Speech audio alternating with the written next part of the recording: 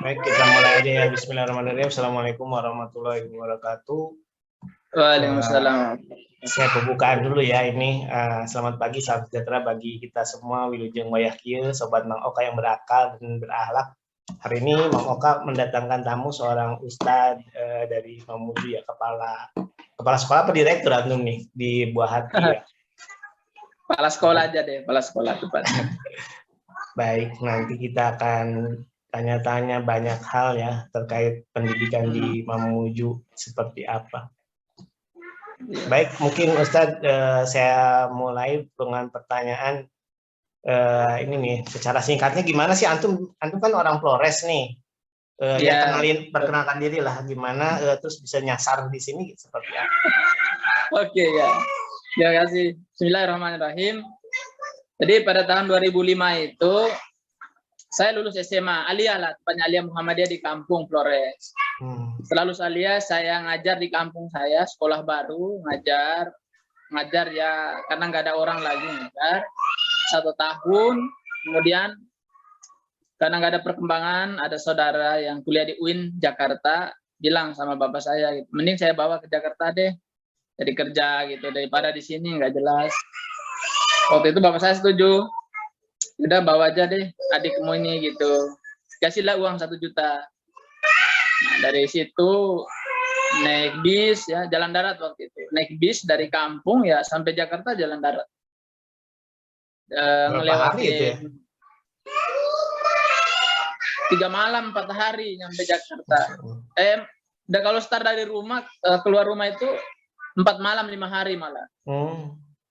Ya kan, dari kampung saya terus ke Labuan Bajo naik ferry nyebrang ke Sape bisnya naik ke Bima, di Bima ada bis lagi, terus lanjut dari Bima kan perjalanan terus Dompu, Sumbawa, Lombok, Mataram, sampai Lombok Barat, Bali, Banyuwangi, Surabaya, tembus Jakarta, Bandung, lewatin Bandung malah, kan lewat pantai selatan. Iya. Nah, sampai di sana ya bingung juga mau ngapainnya, orang kampung enggak. Terus ya udah tinggal di kontrakan, kebetulan ada saudara-saudara. Tinggal di kontrakan selama kurang lebih 6 bulan. Dan karena boring ya, waktu itu sempat stres gitu ya, akhirnya ternyata kalian ya sebagai keluarga di sini nggak benar juga gitu ya. Masa nggak bisa nyari kerjaan apa kayak gitu, mending saya pulang kampung ngajar di kampung. Kecewa lah sama mereka gitu. Intinya karena keluarga takutnya gini, karena saya dulu itu di kampung, dulu itu saya alhamdulillah di kampung nggak pernah minum khamar, nggak pernah berjudi, berzina nggak. Tapi kalau ngerokok emang dari sana biasa yang ngerokok. Terus sering berurusan dengan aparat lah intinya gitu, biasa kenakalan remaja gitu. Nah, makanya saya ngancam, tapi saya sholat waktu itu karena kan dibina oleh jamaah tabligh saya. Jamaah tabligh kita melekat lah dalam diri saya sejak saya SD, malah sholat lah gitu. Artinya sholat terus maksiat jalan juga gitu. Karena saudara-saudara takut ancaman saya gitu ya, kan saya bilang kalau saya jadi pulang ya kita ketemu di kampung lah gitu. Bahasa kasarnya ya lu gua nggak pikir keluarga gitu. Karena saya kecewa dengan dia. Nah tiba-tiba ada saudara saya ngajak saya jalan-jalan keliling Jakarta. Jadi selama 6 bulan itu baru diajak jalan-jalan keliling, baru saya lihat oh ini Jakarta ternyata. Selama itu kan kayak mendekam di penjara itu di wilayah Jakarta Barat. Namanya Kapuk gitu. Cengkareng Kapuk. Kemudian dari situ dia bilang mau nggak ke pesantren tahfiz Quran. Kalau ente di situ 1 tahun bisa hafal 30 juz, nanti naik haji gratis, dibiayain oleh yayasan. Saya senang kan, berarti dalam hati saya kalau saya 1 tahun hafal Quran berarti kan satu-satunya nih anak-anak dari NTT usia saya yang naik haji gitu, dipanggil, dibiayain. Nah itu motivasi saya sebenarnya. Nah, dengan semangat saya karena dulu sering juara MTQ tingkat kecamatan dan tingkat kabupaten pernah gitu, saya rasa ini langsung diterima. Ternyata nggak lolos 3 kali, saya nggak lolos tes baca tahsin. Salah semua yang diajarin di kampung itu salah semua. Nah, yang terakhir saya sempat agak ada sedikit nada ancaman ke Ustadz saya, almarhum dia sekarang. Ustadz, kalau nggak nerima saya, kita berperkara di akhirat. Nah, saya jauh-jauh dari Flores ke sini mau belajar Quran, antum nggak nerima saya. Dulu belum ngomong antum anak nggak, saya juga nggak kenal dulu apa tarbiyah itu, nggak kenal sama sekali. Ya, dia mikir juga, ya juga ya ente nih. Ya udah di sini aja. Akhirnya saya diterima orang pertama di namanya Yayasan An-Nawa, tapi nama pesantrennya pesantren Tahfiz Quran Center. Sekarang alhamdulillah terkenal, udah punya cabang di mana-mana. Dan saya diterima di situ, sekaligus saya jadi panitia penerimaan santri yang lain dari utusan semua provinsi di Indonesia. Memang waktu itu ada utusan khusus. Jadi ada 26 orang teman-teman saya itu ada perwakilan khusus dari DPW masing-masing. Kecuali saya nggak diutus oleh siapapun gitu, mandiri saya gitu. Alhamdulillah di situ saya belajar selama 3 bulan, belajar tahsin saja 3 bulan, termasuk Al-Fatihah di dalamnya, membenarkan Al-Fatihah 3 bulan. Lalu saya semakin nyaman, betah, dan saya bersyukur karena saya bisa ketemu dengan waktu itu Ustadz Dayat ya, masih ketua MPR ya, di Datul Wahid itu. Ketemu langsung ngisi materi hadis di pesantren saya. Banyak sekali ustadz-ustadz yang saya dulu kenal baca lewat media Tarbawi, Hidayatullah, terus Saksi, Sabili. Ya, ada ternyata Sabili, ketemu tuh. Nah ini yang menjadi saya, ternyata ya Allah menggiring saya ke sini untuk bertemu dengan orang-orang yang saya idolakan opini mereka dulu. Saya kan nggak tahu mereka siapa, cuman tulisan-tulisan mereka di buku-buku itu yang saya baca itu membuat saya itu teringat nama-nama mereka itu waktu itu, ya Allah. Akhirnya alhamdulillah saya selama 2 tahun di sana menimba ilmu, bukan hanya hafal Quran, banyak ilmu-ilmu lain juga yang saya pelajari, bahkan 2,5 tahun. Lalu di tahun kedua saya ditawarin kuliah di Al-Hikmah namanya, yang menawarin adalah Ustadz Muiz. Ustadz Muiz bilang, antum mau kuliah enggak? Saya bilang, saya mau Ustadz, tapi saya nggak punya apa-apa, nggak punya uang, keluarga saya nggak mampu. Udah nggak apa-apa, antum gratis, asal punya hafalan 4 juz saja gitu. Saya bilang, ya kalau hafalan 4 juz, insya Allah punya saya gitu. Ya udah antum silakan ke Mampang. Jalan tuh saya jalan kaki gitu, karena nggak punya uang. Dari Kuningan ya ke Mampang itu kan lumayan, ada 7 kilo kalau nggak salah.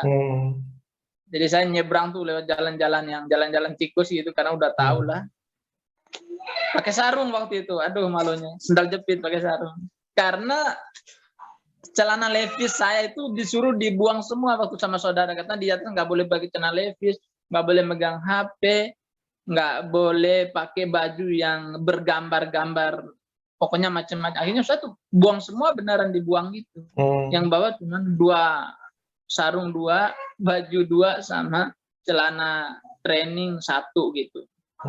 Jadi benar-benar melaratlah saya gitu masuk pesantren itu.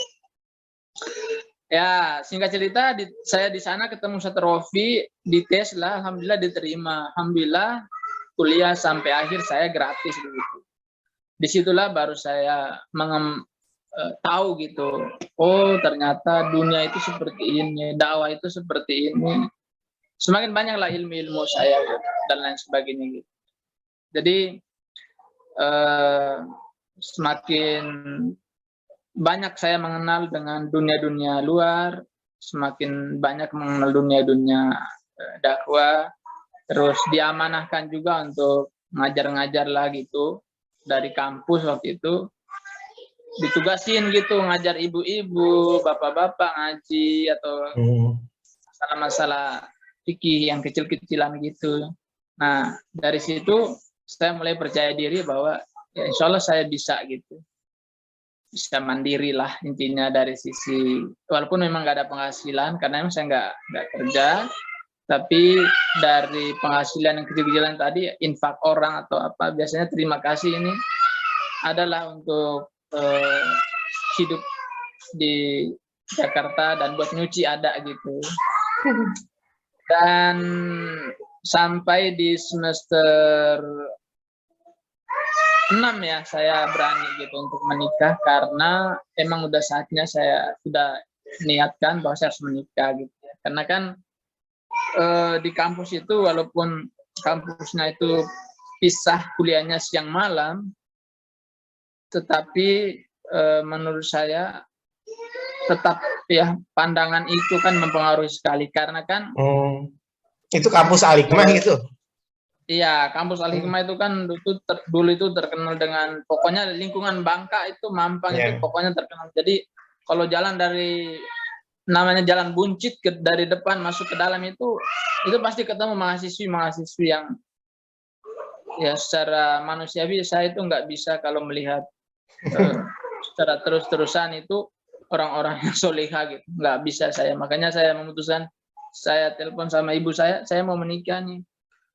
Nggak nelpon gitu pas saya pulang waktu liburan 2008 pulang gitu. Belajar bisnis juga, jual parfum kayak gitu jual herbal untuk menyambung hidup lagi. Seperti itu ceritanya saat sampai semester 6 ya menikah dengan istri saya. Sekarang beliau di semester 7 waktu itu. Tapi usianya jauh di bawah saya ya karena beliau saat nikah saya 24, beliau 21 tahun gitu ya.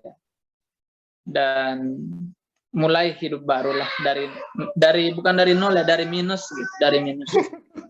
Karena saya nganggur, istri waktu itu masih privat bahasa Inggris, anak-anak sekolah SMP, SD, SMA itu dari Metro Mini, dari Kopaja, dari angkot-angkot turun ya, seperti itu. Jadi saya baru bekerja itu di Bekasi ngajar itu pun gajinya 600.000 minus 300 tiap bulan saya karena harus naik dari Jakarta Timur ke Bekasi setiap hari itu harus 25.000 habis. Ongkos angkot PP sama makan. Gitu, akhirnya minus. Ya daripada minus mending berhenti saya. Dan setelah itu setelah menikah memutuskan untuk resign dari sana, lalu pindah nih, ceritanya pindah dari Jakarta Timur yang kosnya tadi 300.000 per bulan, yang panjang 2,5 kali 4 meter gitu. 2,5 kali 4 meter, kemudian punya piringnya cuma 1, mangkoknya 1, sendoknya 2, nggak ada dispenser, nggak ada kasur, dan berdua tuh awal-awal. Pokoknya romantis lah ya. Insya Allah gitu ya. Nah, baru ada peningkatan setelah berani pindah di kawasan Bangka yang kosnya itu 800.000 gitu. Tapi saya yakin waktu itu kata Ustadz di pesantren, orang yang dekat dengan Quran itu nggak bakalan melarat hidupnya, dijamin sama Allah. Nah, saya pegang itu gitu. Dan alhamdulillah setelah saya pindah nggak lama ditelepon dari Ibu Hati gitu. Kebetulan sebelumnya saya udah kenal waktu di pesantren dulu, sering antar anak-anak kiai di situ sekolah. Ustadz Ali Ahmadi namanya, dan ditelepon untuk ngajar di sana. Saya datang, udah menikah tuh di 2011 awal ya, 2011 awal gitu. Gajinya 800, gaji 800 ya gitu. Alhamdulillah dari situ berkahnya ya di situ. Jadi mungkin secara materinya ya 800.000 itu kecil ya. Nah, tetapi Masya Allah saya pas ngajar udah disuruh setiap hari, bahkan ngajar privat anak-anak diminta oleh orang tua siswa. Hampir-hampir saya menolak karena nggak punya waktu lagi. Dan waktu itu saya karena Antum ngajar apa? Quran saya. Kan ngajar Quran emang. Karena kan butuh guru Quran dan saya punya sedikit hafalan gitu, dan ada beberapa teman guru tahu gitu kalau saya pernah di pesantren yang gitu. Akhirnya karena khawatir kayak jadi komersil ya Quran saya, kan sering ditanya, Ustadz mau bayar berapa per pertemuan ya, saya bingung gitu karena saya nggak punya niat gitu. Lalu saya bilang terserah deh ibu gitu, saya nggak enak gitu, terserah. Nah terserah ini yang menjadi entah sebagai ujian atau ini berkah juga ya, intinya ya itu yang saya alami. Akhirnya ada yang 1 bulan ngasih 1,5, itu dari 1 anak gitu. Jadi kalau 1 pekan ada 5 anak, ya Allah gitu ya. Saya mikir-mikir, gaji sekolah cuma 800 gitu. Kebanyakan dari. Nah, ya ternyata bahwa Allah yang merubah hidup kita gitu. Yang penting yakin saja. Masalah yakin sih, yakin. Sehingga alhamdulillah dari sisi jenjang juga ya, di sekolah kan kebetulan ada jenjang-jenjang khusus. Guru-guru yang berprestasi itu biasanya diapresiasi dengan naik jenjang gitu ya, level gitu. Kemudian ya alhamdulillah saya termasuk yang cepat, sehingga di tahun ketiga saya dipercaya jadi koordinator unit gitu. Itu levelnya itu di bawah wakil kepala sekolah lah, di bawah wakil kepala sekolah. Seperti itu. Tugasnya apa, Ustaz? Kalau di koordinator itu saya ini kesiswaan, berarti berkaitan dengan penegakan kedisiplinan terhadap siswa. Ya, mulai dari seragamnya, masuk dan pulangnya, kemudian undisipliner lain-lain, kata-katanya, ungkapan ada yang nggak bagus, itu tugas-tugas saya. Gitu. Ibaratnya polisi sekolah, polisi moral dan lain-lain gitu. Tapi yang menarik karena di kampus juga saya terlibat di organisasi, di BEM juga, pernah di KAMI walaupun nggak terlalu aktif, pernah di BEM juga. Nah disitulah banyak sekali perbendaharaan. Oh ternyata gini, berorganisasi itu kayak gini, gitu. Tugasnya itu kayak gini. Jadi sebelum saya masuk BEM itu, tugas saya dulu cuma 1, disuruh-suruh tukang tilawah, udah. Ini ada rapat, saya tilawah, antum tilawah ya, siap. Di SMS tuh, saya bilang siap. Itu tugas saya. Selama 1 tahun, tugasannya tilawah saja. Tapi ada berkahnya karena saya disuruh tampil di depan orang-orang hebat yang punya hafal Quran 30 juz, ya, depan para doktor, depan para ustadz gitu. Jadi saya mulai pede gitu, oh ternyata. Nah dari situ percaya tuh, jadi khutbah ya ganti aneh ini, ganti ustadz di kampus tuh. Saya nggak bisa nih, antum nanti ya jadwalin khutbah di sini. Masya Allah pertama kali itu gemetaran. Wah gemetaran, kalau bisa disorot sama kamera itu kelihatan banget kaki lutut saya itu dua-duanya gemetaran. Itu tahun berapa Ustaz? Debut jadi 2012 itu. 10 tahun yang lalu. 2012. Iya. Gitu. Seperti itu ceritanya saya. Belum cerita, terus bisa sampai nyasar ke Mamujunya gimana? Nah, jadi ceritanya gini. Saya lagi nemanin istri baru saja sesar di rumah sakit. Jadi saya cuti saya karena istri melahirkan. Ini anak saya yang terakhir, yang ketiga nih. Terus di hari ketiga Ustadz Fardan, direktur kami, WA saya gitu.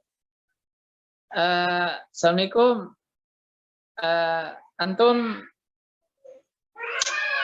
bisa bantu aneh nggak gitu? Bantu apa Ustadz gitu? Pokoknya jawab dulu deh. Saya bilang udah gini aja. Kalau misalkan penting ketemuan aja gitu. Enggak kan antum lagi cuti, nggak apa-apa lah kan. Saya di Condet, ya sekolah di Kampung Tengah gitu, 10 menit kan nggak masalah. Urusan penting kan enakan ngobrol langsung daripada lewat WA. Udah akhirnya janjian akhirnya ketemu tuh. Nah ketemu ternyata ngomongin aneh untuk pindah ke Mamuju. Kaget juga saya karena saya kan termasuk di tim pengembangan sekolah di Karawang gitu. Jadi pas buka di Karawang saya juga bantu ke sana. Bantu teman-teman yang guru-guru baru di sana gitu. Enggak ada bayang Mamuju itu enggak ada dalam pikiran saya gitu. Nah, yang harusnya Mamuju itu adalah teman saya namanya Pak Alamsyah yang waktu itu. Nah, ternyata beliau itu ngambil doktor di Jepang. Doktornya di Jepang karena beasiswanya udah, dia kan beasiswa tapi udah dipanggil harus ke Jepang gitu, kuliah lanjut. Alamsyah yang senada Nah, bukan? bukan. Oh. Bukan yang senada. Nah, waktu itu saya nggak jawab iya dan enggak gitu. Cuman saya bilang, Ustadz, saya komunikasikan dulu sama istri karena lagi terbaring nih di rumah sakit, baru sesar nih 3 hari lalu gitu kan. Jadi dalam hati saya pasti nih nggak diizinin sama istri gitu. Enak dong, saya punya alasan, istri nggak ngizinin. Lah, saya sampai di sana malah jawabannya nggak sesuai dengan apa yang saya harapkan. Katanya ya udah berangkat aja gitu. Loh, kok jawabnya kayak gitu? Kan saya berharap kamu nggak ngizinin karena alasan tadi baru sesar, kan gimana gitu anak. Kemudian ada 2 kakaknya yang masih kecil-kecil. Kecewa lah dikit gitu ya. Tapi kan saya nggak bisa membohongi saya nggak bisa bohongi Ustadz kalau istri nggak ngizinin, nggak bisa. Itu tahun berapa? Terus Tahun 2013? 2017 Oh, 2017. awal. Bulan Juni. Nah, waktu itu kata istri ya, kalau dipercaya sama orang, artinya kita punya kelebihan, kemampuan gitu. Walaupun mungkin kita merasa, aduh nggak mungkin, tapi kan kadang-kadang ukurannya bukan dari kita, harus dari orang lain. Benar-benar. Waduh, saya makin sempit ruang gerak untuk bagaimana mensiasatinya supaya gagal gitu. Gimana nih anak-anak gitu dan lain-lain. Udah, nggak usah dipikirin gitu ya. Mikirin aja persiapan ke sana gitu. Wah, akhirnya ditelepon tuh. Gimana Ki? Saya tunggu di sekolah sekarang nih keputusannya karena nggak bisa lama-lama gitu. Akhirnya dengan berat hati saya melangkah langsung. Ya sempat, Ustaz, kenapa harus saya gitu? Saya kan ya pokoknya enggak, ini tugas dakwah. Jadi mengajar itu bagi kita itu dakwah juga, apalagi menjadi kepala sekolah itu. Kalau antum menolak ini, antum sama saja menolak. Diceritain lah tuh. Dulu nggak ada para sahabat yang nolak-nolak tuh ketika diutus ke Yaman, Habasyah. Nggak ada. Ente nolak mau ngikutin siapa gitu. Waduh, saya bilang kejauhan itu kalau perbandingan kayak gitu. Ya emang sama sekarang mau bandingin kayak gimana? Itu jawabannya. Udah bismillah. Nah, bismillah aneh pikir udah bulan depan lah gitu. Ternyata 2 hari dari situ udah harus berangkat gitu. Waduh. Ya udah semakin menguatkan hati saya gitu, akhirnya udah bismillah disiapin gitu ya. Saya 2 hari dibeliin tiket dan lain sebagainya, udah. Baru pertama kali tuh kenal Mamuju tuh. Sebelumnya udah tahu lewat radio RRI Makassar. Nggak ada mimpi, Bang, ini baru ketemu. Akhirnya mendaratlah di Mamuju gitu. Pada saat itu dijemput oleh Pak Sukardi. Malam ketiga tuh mulai sedih gitu. Kayak gini di sini ya. Apalagi di sini ada sholawatan yang nggak ada di Jakarta. Sholawat kalau maghrib itu apa subuh tuh. Yang di masjid-masjid kan ada. Kan tambah ini ya, tambah ya udah. Tapi memang waktu itu perjanjiannya setiap bulan saya harus pulang ke Jakarta. Ya, jadi waktu itu diizinin. Saya bilang, saya nggak mau kalau lebih dari 1 bulan. Karena saya kan harus, istri baru melahirkan. Alhamdulillah disetujui, setiap bulan saya pulang, itu selama 1 tahun. Nah, karena saya mikirnya capek banget ternyata setiap bulan itu PP itu capek gitu ya. Jadi saya bilang sama istri, mau nggak ya kita ke Mamuju aja deh gitu. Biar nggak capek saya, terus anak-anak juga nggak. Nah, jadi setiap kali saya dalam 1 tahun ini, setiap kali saya pulang ke Mamuju itu anak-anak nggak tahu. Karena kan saya berangkat dari Condet jam 2 pagi ke Bandara Soekarno-Hatta. Karena pesawatnya itu jam 5 berangkatnya. Jadi anak-anak dalam keadaan tidur lelap gitu. Hmm. Sama sebaliknya kalau kayak saya ke Jakarta, anak-anak itu udah tengah malam, jam 10, biasa jam 11 tiba saya. Jadi ngenas banget tuh sebagai seorang suami gitu ya. Sedih dan lain-lain. Alhamdulillah di tahun kedua istri mau. Yaudah bismillah tawakal tuh, dimanapun bumi Allah, ya disitulah kita bisa hidup, kita bisa berdakwah, dan yang jelas semoga bisa bermanfaat bagi semuanya lah gitu. Alhamdulillah ya setelah istri datang di sini semuanya bawa ya, akhirnya ya makin betah lah di Mamuju gitu. Itu tahun 2017 apa namanya udah ada bangunan itu, udah antum tinggal apa namanya oh ya, itu atau memang merintis dari nol banget? Saya itu merintis dari nol banget gitu. Jadi dulu itu yayasan masih mampu sewa ruko yang di Jalan Abdul Syakur. Ada ruko yang sekarang warna oranye itu bekas sekolah kita. Nah dulu di ruko itulah 2 sekolah berdiri, SD-nya dan SMP. Jadi angkatan pertama SMP 4 orang, SD-nya itu 7 orang. Angkatan pertama. Dan alhamdulillah udah berapa kedua, Ustaz? Sekarang SD kan udah sampai kelas 5 nih, sekarang udah ratusan lah dia. Totalnya masuk ya? Mungkin hampir di SD hampir 300 total semuanya gitu ya. Kalau SMP sekarang hampir mendekati 100 kayaknya gitu ya. Dan SMA baru 2 tahun berdiri, jadi masih berdiri saat pandemi itu. Iya, jadi masih 15. Dan kita dulu 1,5 tahun ada di ruko itu. Ada di ruko yang apa namanya sekarang nggak dipakai. Lalu di tahun separuhnya pindah ke Bahrudin Lopa di SMK Negeri 1 Mamuju namanya, yang sekarang pindah ke Jalan Husni Tamrin. Jadi kita pakai di situ. Dulu di situ itu sekolahnya itu seperti hutan karena banyak sekali pepohonan rimbun gitu ya. Pas datang kita baru diruqyah tuh di situ. Emang diruqyah beneran, saya ruqyah tuh. Karena kan serem juga tuh ya. Akhirnya saya ruqyah, teman-teman diruqyah, alhamdulillah hasilnya ya kayak gini sekarang. Nah, kalau yang di sana itu sekarang masih sewa.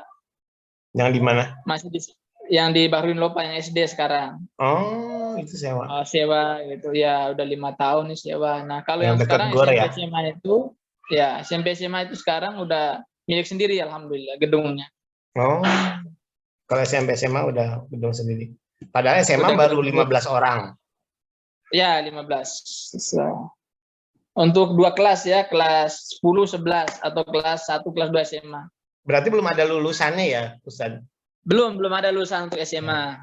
Kalau SMP udah 2 kali lulusan. Nah, seperti ya alhamdulillah, kecuali tahun kemarin pas pandemi memang ada penurunan jumlah siswa ya. Dari sebelumnya hampir SMP misalnya 2 kelas, kemarin cuma dapat 1. Yang tahun ajaran baru ini ya cuma sekelas gitu ya. Jadi ada penurunan siswa gitu ya. Seperti itu. Ustaz rencananya mau tinggal di sini terus atau ada rencana pengen malah ke Flores atau mau ke Jakarta lagi atau gimana? Iya. Jadi saya itu punya kontrak moral dengan jamaah keluarga besar di kampung saya.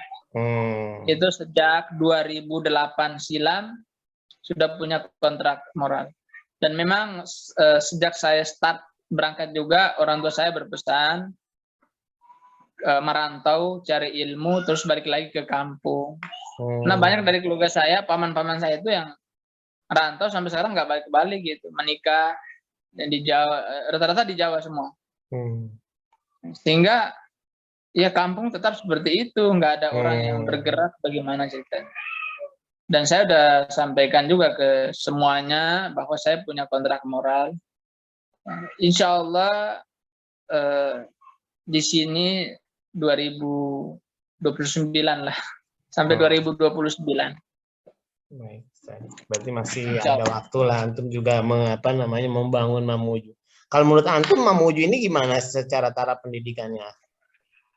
Ya, saya secara pendidikan itu masih menengah ke bawah. Dari pertama saya lihat dari pemahaman rata-rata orang tua dengan pendidikan itu masih rendah. Rendahnya gimana alat ukurnya itu gampang sebenarnya. Pertama, hasil dari analisis saya selama hampir kurang lebih 5 tahun itu hampir di bawah 20% masyarakat itu melek dengan pendidikan, dalam arti anak-anak harus diarahin kayak gini, sekolahnya seperti apa, didikannya seperti apa. Nah, kebanyakan itu cenderung melepaskan kepada guru di sekolah. Itu yang pertama. Yang kedua, dari sisi pilihan sekolah juga, itu hampir 90% memilih sekolah negeri. Karena tadi gratis kan kalau negeri. Padahal mereka semua kan pejabat, ASN yang secara ekonomi mungkin mampu gitu. Ya kita tahu sendiri pendidikan negeri di seluruh Indonesia ini jauh kalah berkualitas dari pendidikan swasta. Itu di mana-mana swasta. Sehingga menurut saya masih rendah ya seperti itu. Komitmen terhadap pendidikan secara umum ya itu masih rendah. Walaupun ada beberapa tahun terakhir sudah mulai menyekolahkan ke swasta ya, sekolah-sekolah swasta yang menurut saya cukup bagus yang pendidikannya. Itu untuk secara umum ya pendidikan. Kalau secara keagamaannya gimana, Ustaz? Antum sebenarnya kalau di luar ini kegiatannya apa? Di luar apa namanya? Ngurusin sekolah ada kegiatan yang non formalnya tidak? Iya, saya ada sebenarnya banyak kegiatan, cuman yang lainnya off. Pertama saya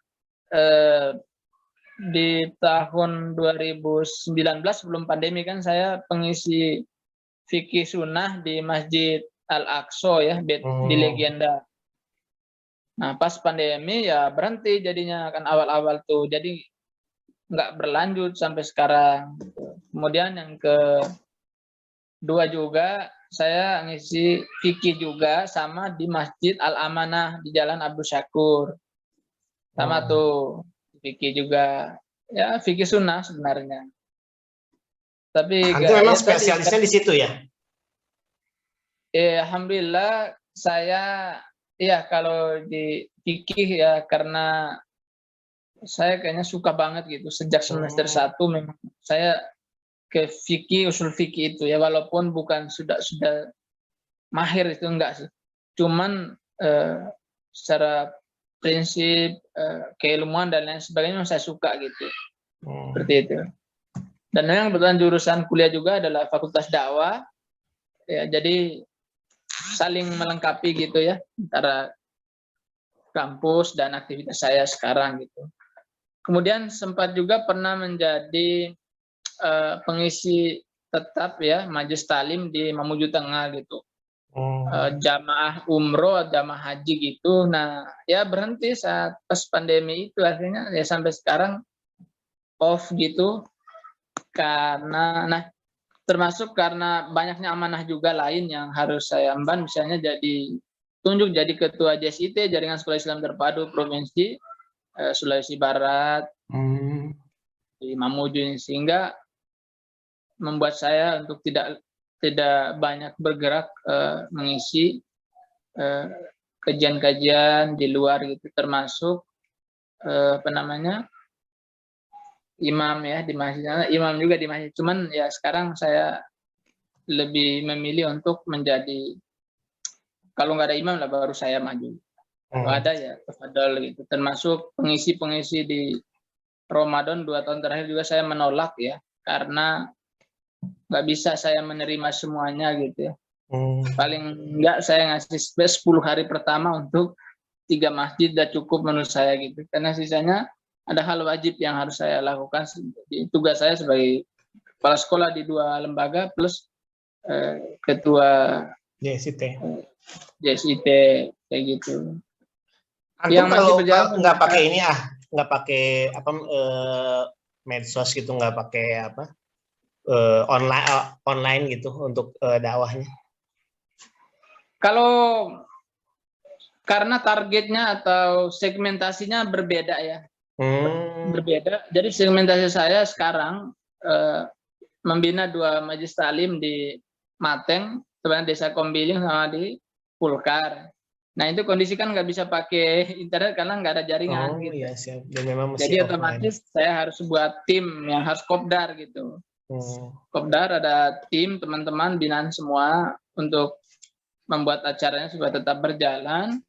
Dan alhamdulillah 2 tempat ini selama 2 tahun ini itu yang rutin ya berjalan gitu. 2 tahun ini. Sempat rencana mau bikin kajian online gitu kayak Vicky, tapi masih segmentasinya mungkin khusus ke ini orang tua siswa sekolah gitu. Nah itu juga sedang mau dirancang, semoga bisa di bulan ini gitu lewat online gitu atau tahsin online untuk orang tua siswa khusus itu. Sebenarnya Anda juga pernah lihat antum ada bikin kayak podcast juga ya untuk Vicky ya kayaknya. Nah, Ramadan. Iya. Itu sebenarnya pernah dibikin waktu itu. Cuman ternyata banyak kendalanya. Pertama, harus serius dulu. Ada tim, ada serius. Mulai dari misalnya gini, kita mau bikin akun apa? Podcast melalui YouTube-nya harus pakai daftar yang premium gitu. Sehingga ya kalau yang masih gratisan itu nggak maksimal gitu. Kalau premium yang berbayar, mulai dari bikin email premium, podcastnya premium itu lebih tertarik gitu, lebih tampilannya lebih ini. Kemudian kendala saya di tim, karena tim yang kemarin saya pakai itu tim guru-guru. Nah ternyata mereka juga punya tugas mengajar juga yang masya Allah luar biasa, sehingga saya nggak bisa memeras otak dan tenaga mereka, pasti kewalahan dua-duanya. Makanya saya off-kan dulu. Padahal awal-awal itu bagus banget gitu ya. Nah, karena kebetulan di sekolah juga punya fasilitas kamera dan lain sebagainya, tapi SDM-nya nggak punya, makanya ya berhenti gitu, belum mulai lagi gitu. Harus mudah-mudahan nanti ada volunteer yang nonton ini ya, jadi volunteer tim antum ya. Ya, makanya saya senang kalau misalnya bisa di-handle, misalnya ini timnya siapa ya, saya hanya bicara aja. Iya. Nanti ada yang editornya, ada yang bikin emailnya, ada yang bikin namanya apa, kemudian siapa yang mau nge-share gitu supaya di like ya, di subscribe ya, minimal internal yang kita kenal gitu. Karena menurut saya saat sekarang kita nggak mungkin tutup mata dengan media, nggak bisa. Justru bagus. Iya, orang bikin konten yang nggak produktif, yang nggak itu sekarang malah laku, digemari daripada konten yang positif. Kenapa? Karena kurang kreatif dari kita gitu, kurang kreatif gitu. Makanya saya tadi ya kalah di SDM gitu. Kalau ada yang ngelolanya ya insya Allah siap lah gitu. Ya, mudah-mudahan nanti Ustadz kalau niat baik, orang baik itu biasanya ketemu aja nanti dengan orang baik lain yang punya niat baik ya. Nah ini Ustadz terakhir nih, ini kan ini tahun baru lah ceritanya ya. Harapan Ustadz buat ya Mamuju Indonesia seperti apa nih? Ya, di tahun baru 2022 pertama harapan saya buat Indonesia semuanya, mudah-mudahan pertama segera bebas dari pandemi ini gitu ya. Karena suka tidak suka salah satu kendala juga bagi setiap orang untuk mengembangkan kreativitasnya, ya kinerjanya itu serba dibatasi. Ini yang membuat nggak maksimal di bidang apapun, itu nggak maksimal kita. Itu buat Indonesia secara pandemi itu. Kemudian yang kedua, berharap supaya bangsa kita ya tetap damai, akur sebagaimana awal-awal 10-20 tahun lalu ya, tenang ya, dan sebagainya gitu. Nah untuk Mamuju sendiri harapannya segera bangkit ya dari pandemi, kemudian dari habis diporak-poranda oleh gempa kemarin. Minimal ya semangat ruhiyahnya dulu ya. Semangat ruhiyah itu sebenarnya harus ada di setiap kondisi dan momen apapun, karena justru disitulah kan ujian kita gitu. Nggak usah berlarut-larut sedih ya, segera bangkit, maju dan bangun dan berkolaborasi dengan semua segmentasi apapun untuk mengembangkan Mamuju ini. Mamuju ini sebenarnya bagus secara apapun, itu sangat potensial ya. Dari wilayah misalnya strategis jika ibu kota RI jadi pindah Kalimantan, dari sisi ekonomi juga saya lihat bagus banget gitu. Kemudian dari sisi pendidikan ya, Sulawesi Barat secara umum itu sebenarnya itu bagus ya, karena secara politik kan sudah dibagi nih katanya, Mamuju ibu kota pemerintahan, Majene kota pendidikan, Polewali kota ekonomi, Mamasa itu kota wisata. Ya, gitu kota ya. wisata. Ini saya nanya ke toko-toko yang di sini, bagus gitu ya. Nah, tinggal yang saya senang juga di sini itu bahwa gesekan itu nggak berasa ya. Sebagaimana kalau saya di Jakarta dulu itu, wow, gesekannya itu berasa banget di jalanan, di mana-mana. Di sini itu Masya Allah masih sopan ya, masih humanisme itu, kekeluarganya itu masih tinggi. Itu yang saya senang ya di sini. Ya baik, terima kasih Ustadz. Kalau saya sih Ustadz terkait sama medsos ya, mungkin kalau antum ke perfeksionis ya, jadi ada tim, ada kayak aneh tuh kayak gini aja gitu ya. Jadi yang penting konten, tapi mudah-mudahan sih ini juga bisa berkembang ya. Jadi memang di tahun 2022 ini aneh berharap juga ada bisa ngasih ke orang lah. Tadi mengimbangi orang-orang konten yang gak jelas aja. Banyak gitu ya, banyak yang nonton. Mengapa kita yang punya idealisme kenapa nggak ada yang nonton, walaupun mungkin tadi alasannya kan